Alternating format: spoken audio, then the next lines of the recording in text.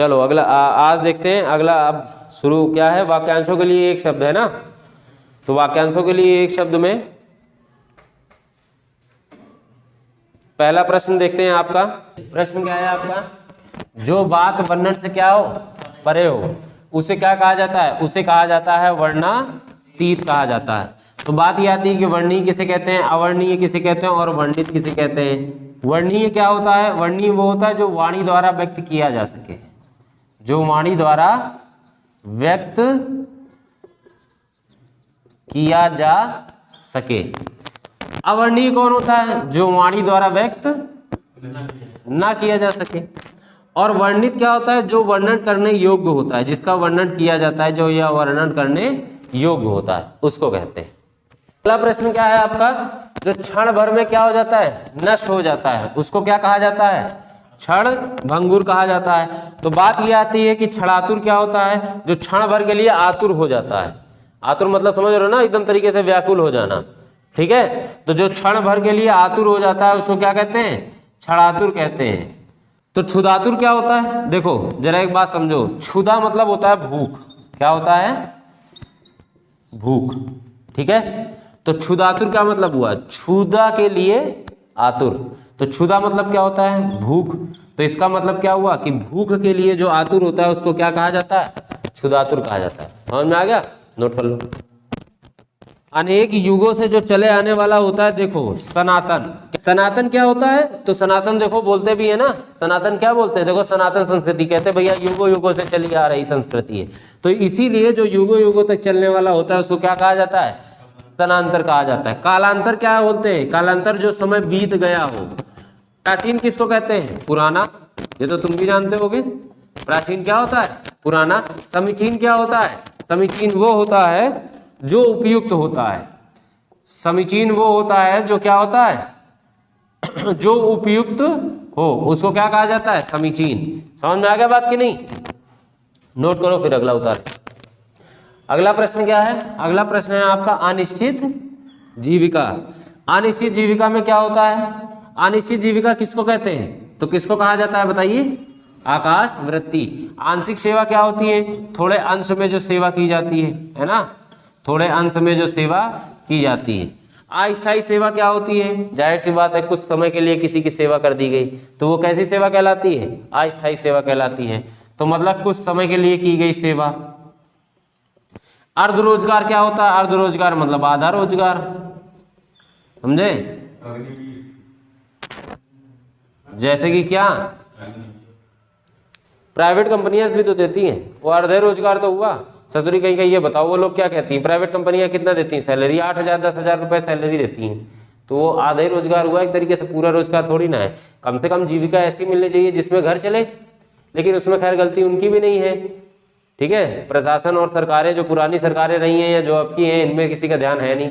Privatisation करना है सरकारों को, लेकिन ये ध्यान नहीं देना है कि प्राइवेटाइजेशन के कुछ अपने नियम होते हैं। अरे कम से कम मिनिमम इतनी सैलरी तो रखो कि बच्चे काम कर सके। बहुत सी ऐसी संस्थानें, अब जैसे तुम्हारा ये है भी क्या नाम है, इन्होंने वो चलाया था अखिलेश जी ने 108 चलाया था ना अखिलेश जी ने, ये किसको दे दिया, प्राइवेट संस्थानों को दे दिया। प्राइवेट संस्थानें कितनी सैलरी लेती हैं इनसे ज़्यादा लेती होंगी, मान लो 14-15 हज़ार रुपये गवर्नमेंट देती होगी इनको, और ये कितने में रखते हैं, हायरिंग कितने में करते हैं, 10-10 हज़ार में हायरिंग कर लेते हैं। तो जिस प्राइवेट संस्थान के पास ये होगा, ये लोग 10-10 हज़ार में हायरिंग कर लेते हो, देते कितने में, 14-14 हज़ार में। तो आप इसको रोजगार कहोगे, कोई रोजगार नहीं है, क्योंकि जब जीविका ही नहीं चल रही है। 10 हज़ार में आजकल क्या होता है, कुछ नहीं होता, क्योंकि महंगाई इतनी ज़्यादा है, तो जीविका ही नहीं चल रही, तो ये रोजगार कहा जाएगा। मेरी नज़र में तो नहीं, आपकी नज़र में हो सकता है, आपकी नज़र में, मेरी नज़र में हो ना हो, सरकारों की नज़र में जरूर है, तभी उन्हें लगता है कि ये बहुत आसान है ना, समझे। बाकी तो खैर बात ही अलग है ना। पकौड़ा चलो आ रहे हैं। खैर जब मोदी जी ने बड़ा बेहतरीन बोला था, आप ये बताइए जो रोजगार है, मान लीजिए सामने कोई पकौड़ा तलता है, किसी ऑफिस के सामने जो पकौड़े तलते हैं, आप उसको रोजगार मानेंगे कि नहीं मानेंगे? सामने वाला प्रतिकार हाँ मानेंगे, जरूर मानेंगे।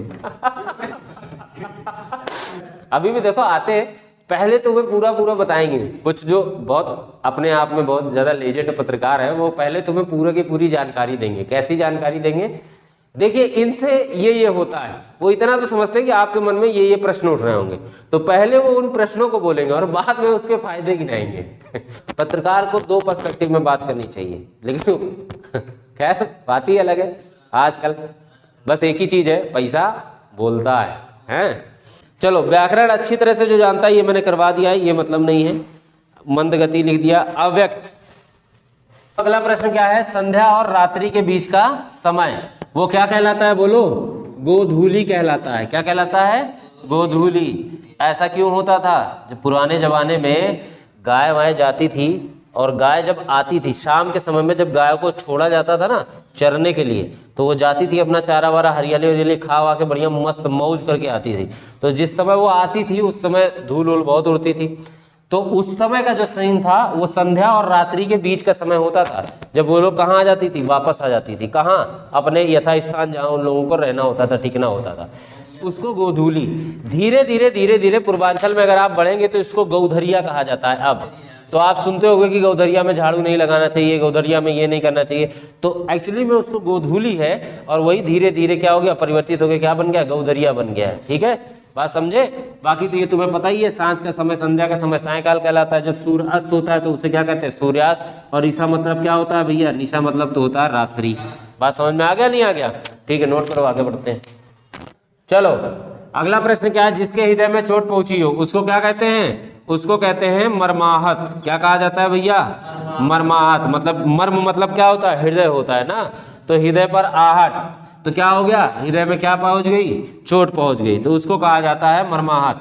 मृत्युंजय किसको कहते हैं? जिसने मृत्यु को क्या कर लिया हो? जीत लिया हो। मनमोहक किसको कहते हैं? मन को मोह लेने वाला। आय हाय, वो क्या कहलाता है? आशा। क्या कह रहे हो? वो पीछे बैठ के कह रहा आसाराम है ना? नहीं बेटा, तुम्हारे ही मन को आसाराम ने मोहा होगा, समझे? तो मन को मोह लेने वाला वो क्या कहलाता है? मनमोहक। और घायल कौन होता है? सनी देओल है ना? घायल वो होता है जिसको क्या कहते हैं? जिसको चोट लगी हो, चोटिल व्यक्ति, वो हमेशा क्या कहलाता है? घायल कहलाता है, समझे? सनी देओल। अगला प्रश्न देखते हैं। सबको समान भाव से देखने वाला वो क्या कहलाता है?